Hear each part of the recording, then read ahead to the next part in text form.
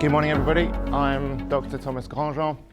I'm a Senior Research Fellow in the Electrical and Energy Systems Group here at WMG. I do mostly lithium-ion battery modelling, but also looked after a project looking at battery safety, which I'll be talking about today. So does anybody here know what the temperature of liquid nitrogen is? 178. Yes, very close. So minus 196, so it's that order of magnitude. It's very, very, very cold. Just to give you some perspective, the temperature in your fridge is about 4 or 5 degrees, and the temperature in your freezer probably goes down to about minus 15. So liquid nitrogen is about 10 times colder than your freezer, so it's very, very, very cold. So what do we think happens if we put a lithium-ion battery in liquid nitrogen? It'll freeze, that's right. Excellent. So here's a diagram of a battery. So you've got a couple of electrodes, one in red, one in blue, and then there's some liquid electrolyte in the middle. And that liquid electrolyte has got lithium ions that have got a charge, and they can move from one electrode to the other, and that's how the battery charges and discharges.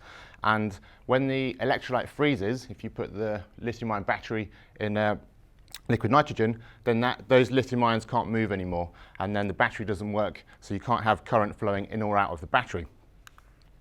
And so that's the kind of experiments we've been doing here at the abuse chambers at WMG. So we've got a hydraulic arm there lowering a small pouch cell into a dewar of liquid nitrogen, and then it will take it back out of the dewar. So you can see all the frosting on there's a couple of cells there, with some wiring to monitor the voltage and keep an eye on the cells. And we've also done that with cylindrical cells here on the right-hand side. So a couple of cylindrical cells. So these cylindrical cells are the kind of cells that you would find in a Tesla car, and the pouch cells you find in like the Nissan Leaf. And so we've done these experiments here to confirm that the electrolyte freezes and the batteries don't operate when they're frozen. And this work's important because it makes the batteries safe. So we've got a picture here on the left-hand side where cells have been overcharged, and you can see that they're starting to swell up, so some gases have been vented inside the cell. So these have not burst, so the toxic gases have not been released out of the cell. But it reminds us that even just in testing, let alone when the batteries are in cars, safety is important. And on the right-hand side, we've got a couple of pictures of back to the pouch cells that we dipped in liquid nitrogen, and you can see they've had a steel nail driven through them. So that's gone all the way through and punctured the cell and pierced all the different layers of electrode and electrolyte, and nothing's happened. So if you do that to a cell at room temperature, you'll get a load of smoke and fire and toxic gases, and the battery won't operate anymore. And you can see here in these pictures, you can have the nail driven straight through, and the batteries are completely safe, so no current can flow in or out. The battery can't overheat, and it's made safe apart from the fact that it's quite cold, and you have to take the necessary precautions for handling cold items. So I want to consider how else we can make batteries safe. Just a reminder here of what happens when a car collides with a train. So that's the picture there. It's a Volkswagen Up. I think this was in Sweden. The driver saw the barriers coming down for a railway crossing, and he managed to make it past the first barrier but not the second, so he was sandwiched in between the barriers with the train coming. He managed to get out of his car in time, and I think it was 189 passengers aboard the train also weren't injured or harmed, which is good. But the car collided with the train and got catapulted along the tracks. And by the time the emergency services turned up, the battery pack had gone into thermal runaway. So it's something that we're going to have to consider. Not only how do we make them batteries safe within the lab, and when we're manufacturing them or remanufacturing the batteries, we also have to consider how that happens for road traffic accidents. So current methods that we've got now are discharging the batteries completely. Issue is with that method is a battery pack like that, so that looks like a Tesla pack. There's thousands and thousands of cells inside that battery pack, and therefore to make sure that each and every single cell is completely discharged is not very feasible or practical, especially when if there's been an accident and some of the cells are disconnected and difficult to know what their voltage is. And also discharging the cells all the way flat. So when your battery in your iPhone or your laptop is at 0% and it turns off, there's actually still about 2.5 volts if it's a lithium-ion battery inside the battery. And here to make it so there's still some energy and it can still release that energy if it gets abused. But we're talking here about discharging all the way down to 0 volts, and this damages the battery. It can't be reused. So your phone, when you discharge it to 2.5 volts, 0% of your usable window, that can still be used again. It can be recharged. If you go all the way down to 0 volts, it can't be reused, which isn't great for remanufacturing. And it's very difficult to prove the pack's safe, that every single cell is discharged. Another method is to put cells or packs into salt baths. The chlorine ions, so they've got a charge as well, so they've got a negative charge as opposed to lithium ions have got a positive charge, so they form an ionic pathway, so now the current can flow outside the cell and the cell can discharge slowly in the salt bath. This method's got an advantage that if any lithium ion leaks out of the battery, then it will interact with the chlorine ions and form a stable salt crystal, which is really good because you've probably seen in chemistry, when you put lithium ion, it comes in contact with water. It's a very violent and explosive reaction. So just a tiny bit of lithium on a glass of water will spin really, really fast around the glass. And if you put too much, it will catch fire and cause all sorts of problems. Downside of this method is that it can release hydrogen fluoride, which is invisible.